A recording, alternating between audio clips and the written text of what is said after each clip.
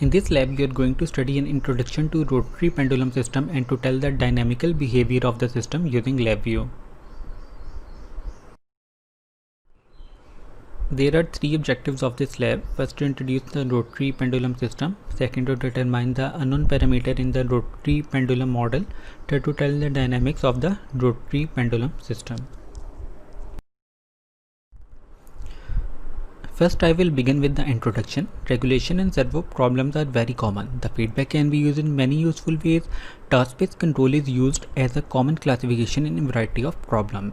For instance, stabilization of an unstable system can be considered as a task-based problem. It can also be viewed as a regulation problem. The Segway transporter is a typical example where stabilization is a key task.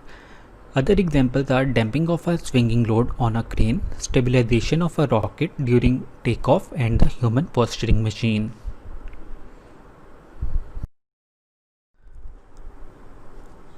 Robotics is a rich field for task-based control with challenges such as collision avoidance, motion planning, and vision-based control.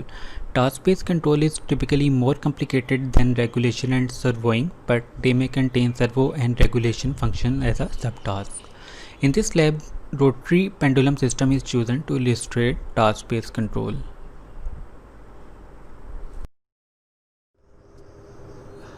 Now I will discuss about the inverted pendulum system. The QNet rotary inverted pendulum drainage is shown here in the figure. The motor shown here is mounted vertically in a metal chamber. An L-shaped arm is connected to the motor shaft and pivots between plus minus 180 degree. A pendulum here is suspended on a horizontal axis at the end of the arm. The pendulum angle is measured by an encoder. The control variable is the input voltage that drives the motor. The output variable are the angle of the pendulum and angle of the motor. This experiment illustrates some of the control tasks for janitry cranes. The janitry is a moving platform or trolley that transports the crane about the factory floor or harbor. The loads hang from the crane using wires and is moved by the janitry crane as shown in the video.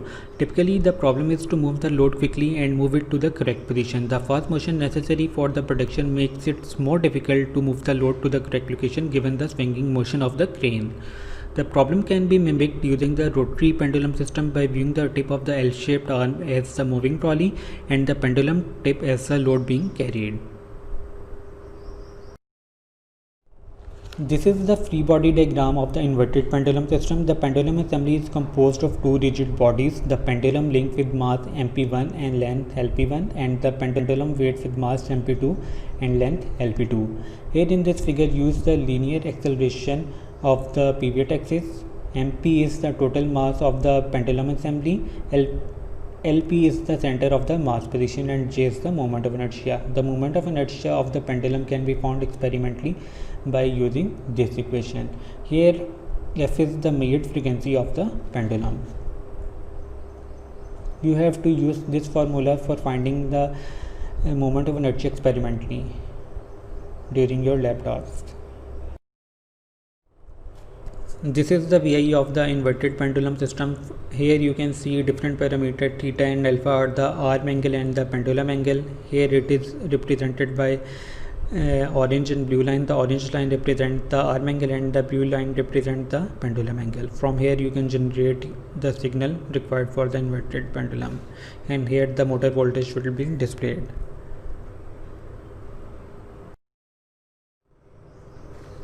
Now we will move on to the lab task. In the first lab task, we have to observe the damping effect on the inverted pendulum system. For this purpose, first I will fix the arm and disturb the pendulum, and you will have to observe the effect of the system response. So when I will disturb the pendulum, you will observe there will be no effect of damping on the system response when the pendulum arm is fixed. Let me give you a small demonstration. First you have to select the device and then you have to run the VI. Here I have run the VI. Now I will fix the arm with my hand. Here you can see the arm is static and I am moving the pendulum. Here you can see the system response that the oscillations are not damping out. So when the arm is fixed, there is no effect of damping on the system response, as you can see here. The pendulum was oscillating with the constant frequency. This is the effect of the damping on the system response when the arm is fixed. Next, I am going to demonstrate when the arm is not static and the arm along with the pendulum is also moving. In this task, I am going to show you the effect of damping on the system response when the pendulum arm and the pendulum link both are not fixed and they are set freely. You will observe that the oscillation will quickly damp out. Let me give you a small demonstration through this video. Here the arm is not setting and the pendulum is also moving. Here you can see from the graph that the oscillations are quickly damped out. Let me show you again. You can see here that the oscillations are quickly damped out. Basically, there is a coupling effect between the pendulum arm and the pendulum link. So due to this effect, the oscillations quickly damp out. So this was the effect of damping when the arm and the pendulum link both are unfixed. So you can conclude that due to the coupling effect between the rotary arm and the pendulum link, the oscillations quickly damp out in the inverted pendulum system. In task number 2, I am going to demonstrate you the effect of friction on the inverted pendulum system. Basically, due to friction, the rotor of the DC motor that moves the rotatory pendulum system require a certain amount of current to begin moving. In addition, due to the mass of the pendulum system, it requires even more current to actually begin moving the system. So in order to overcome this friction, a positive or negative voltage is required. So in this task, we are going to measure that voltage. Let me give you a small demonstration using this video. Here you can see the pendulum arm and the pendulum link is static and the pendulum system is not moving. Next, I am going to increase the offset in the positive direction. There will be a point when the pendulum will slightly move. You have to note that offset point. That will be our positive voltage required to move the pendulum in clockwise direction. Here you can see that I am increasing the voltage.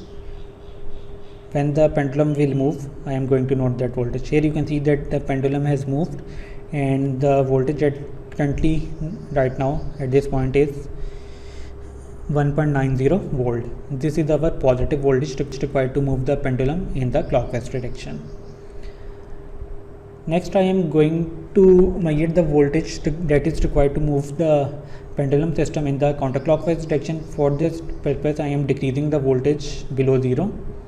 When the pendulum will move, I am going to note that point, and that will be our negative voltage required to overcome the friction of motor. I am decreasing the voltage. Here you can see that the pendulum has moved now, and I am going to note that voltage. Here you can see at -3 volt the pendulum has moved, and this is our negative voltage to move the pendulum in the counterclockwise direction. So our positive voltage was 1.9 volt and negative voltage is -3 volt. So these are the two voltages that are required to move the pendulum in clockwise and counterclockwise direction and to overcome the friction of motor.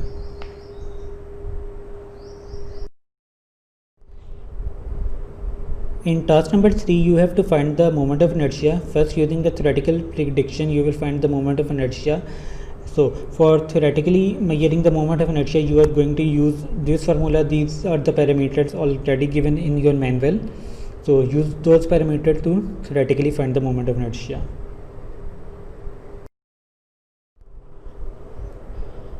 Next, I am going to measure the moment of inertia experimentally. The formula that we are going to use is given here. MP, G, LP, these parameters are already given in your manual. Only we have to find the frequency. So for finding the frequency, let me give you a small demonstration using this video. I will disturb the pendulum using the disturbance button.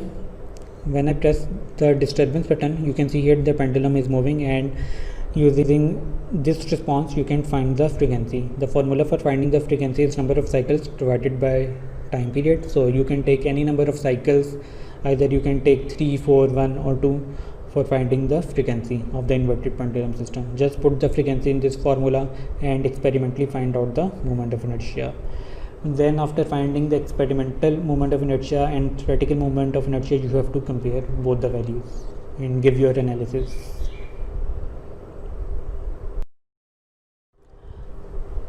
See the lab manual for the post-lab task, do all the necessary calculation and attach all the results in lab manual and your report. This is all for the lab. Thank you.